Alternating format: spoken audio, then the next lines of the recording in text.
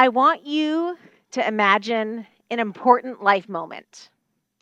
You have a big decision to make, and you are not sure what you're going to do. Maybe you're working through a conflict with a good friend. Maybe you're deciding if you have to move out of town or what college to go to. Maybe you're deciding who to date or who to break up with. Have you got a moment in your mind? When we're going through these important life moments, there's a phrase that we can hear a lot. Follow your heart. It might come from a well-meaning friend that we are talking through the situation with, or maybe it's just something that's running through our own mind. Follow your heart. But I was thinking, what does that really mean? The insinuation is that if we just tune into our emotions, if we listen to our feelings, we will innately know what the right thing to do is. If we know our feelings, we will know what to do, and everything will be okay. So I'm a licensed marriage and family therapist, and I have spent almost the last 20 years working with teenagers and adults, families, and couples through their own big life moments. So I have spent a lot of my adult life around a lot of feelings. I'm also a parent, so in my own home, I spend a lot of time around feelings, both my kids and my own. And my collective experience with all of these feelings in different people and different situations has led me to really believe that our feelings are excellent teachers, but they are not great decision makers. So when I say that our feelings are excellent teachers, what I mean is they give us information about the world and about how we're moving through it. They tell us how we are reacting or interacting with people that we're in a relationship with the environments we're in. Something like anger teaches us that our boundaries are being violated. Maybe even when our conscious minds can't name what's going on, our feeling teaches us something. Sadness can teach us about things that we love because we're missing them. Joy can teach us about the things that we want to hold close and return to again. So feelings make excellent teachers. But if I let my feelings make all my decisions for me, I just don't think it would go really well. I probably wouldn't get out of bed a lot of days. I wouldn't go to work. I would probably say unkind things to people that I care a lot about in moments of frustration.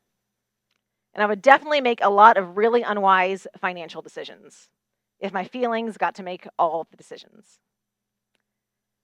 But while feelings can't be good decision makers, our values, on the other hand, can be. Values are things like generosity, courage, sustainability, faith, family. There are hundreds that we could name.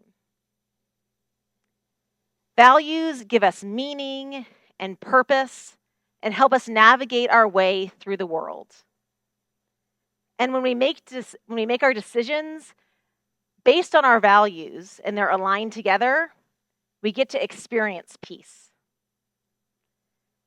And the thing about values is they are not there isn't an end point to them.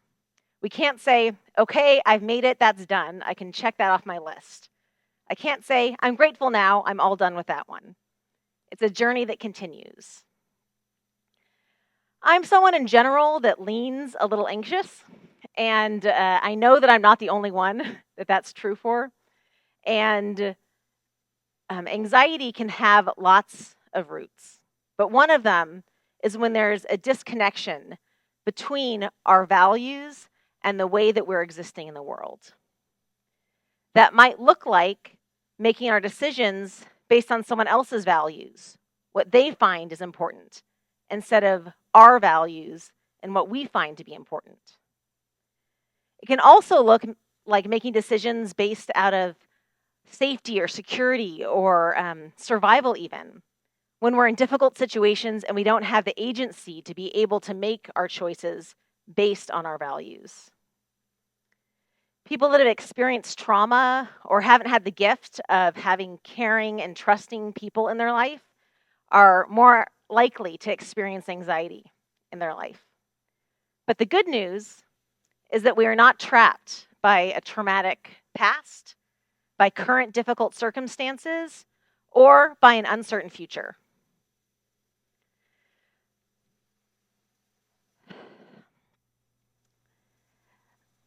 I have an illustration that I want to share with you guys. So it's one that when I'm in a difficult moment in my life that is helpful to me. The analogy of a caterpillar turning into a butterfly is ubiquitous when we talk about transformation and change and hope, looking towards the future. And it's an image that for me has been maybe nice, a nice thought, but not particularly helpful. Because when I think of that caterpillar, I almost imagine them rolling up into a nice warm blanket and taking a long nap. And I can probably thank the very hungry caterpillar for that image in my mind.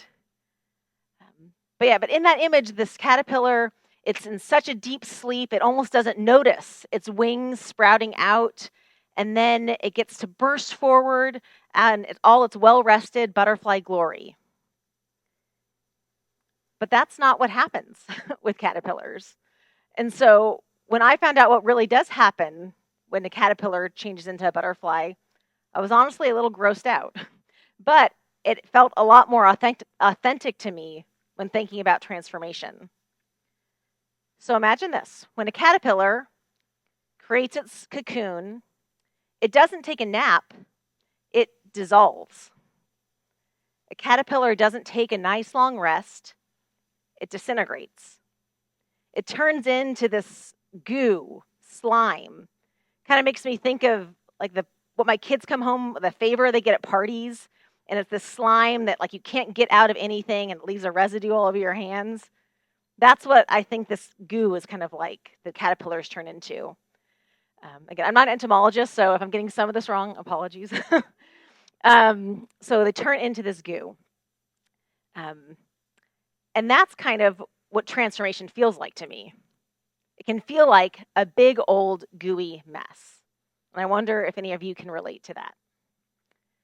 But here's the kicker, is that as caterpillars change into butterflies by turning into goo, there are these things that remain. They're called imaginal discs. And they guide the development from this goo into the new creature that it's going to become. One imaginal disc helps the head develop. Another one guides the way for antenna. Another one for the abdomen. Other ones for the appendages.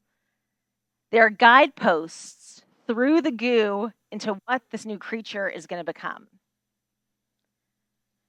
So while we don't physically dissolve into goo during really difficult life moments, even though it can feel like that, we also have things that can be our guideposts through difficult life moments. And that's what our values can be. These guideposts that lead us through the messy things into who we want to become. So I want you to think about what your values are. What are things that bring you meaning and purpose? Is it freedom, faith, courage, equity? Take a moment and think. These could be values that are true for you now. Some will be with us our whole life, and some will change as we change. But pick one or two for right now, and then I want you to think about that scenario I asked you to imagine a few minutes ago. And hold those two things together. That big decision you have to make, that situation you're in, and your values. Is there a choice you can make in this situation that aligns more with your values? And so the more we practice this, like I said, this is a lifelong journey. There's no end to this process. The easier it does get. And a tip is that it's a lot easier to practice aligning your decisions and choices with your values during low stakes moments. Kind of everyday squabbles or decisions in a household. If we can do it then, It's a lot easier to do it during a big conversation that maybe you have to sit down at a table to have. If you can practice using your values to decide what elective you want to choose, it's going to be easier when you decide what to do after graduation.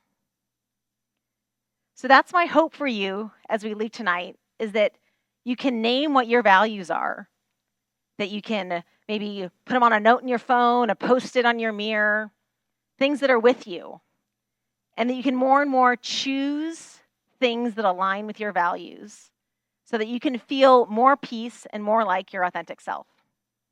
Thank you.